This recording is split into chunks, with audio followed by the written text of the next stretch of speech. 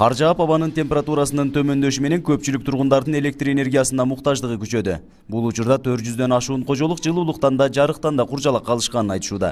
Кошуналар бүт бары туугандардын үйүнө кетишти. Кечээ келип, 2 жолу келип үйүнө келсе свет жок. Туугандардын үйдө жашап атышат. Кышка даяр эмес, действительно эл кышка даяр эмес. Анан билбейм, кышка даяр эмес болсо анда заранее эскертип койсо биз өзүбүз аракетибиз кыла бермекпиз. Кой кайтарган кой чыгып ушул столбанын баштыгын тиктеп, кайсы столбадан болсо керек деп. Аны биз деле көрө беребиз да.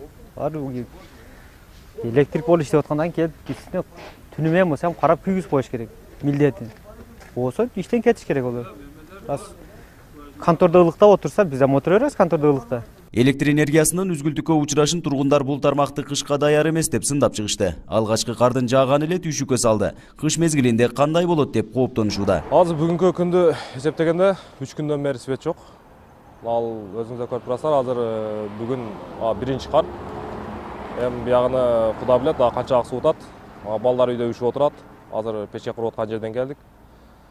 Эми биягыны же электриктерде ким билет бул нерсени чечпесе, эми кыштан кандай чыгабыз. Райондук электр тармактар ишканасынын айтымында суулуу кар айрым тетиктерди иштен чыгарып, авариялык өчүрүүгө аргасыз болушкан. Ар бир столбанын үстүнө чыгып көрүшүбүз керек да. Ар бир кечинде ошол саат 2:30 чейин жүргөнүбүздүн себеби ошол болду. Ар бир столбанын башына чыгып, акырында ошону таптык, балдар алмаштырды, светти бердик.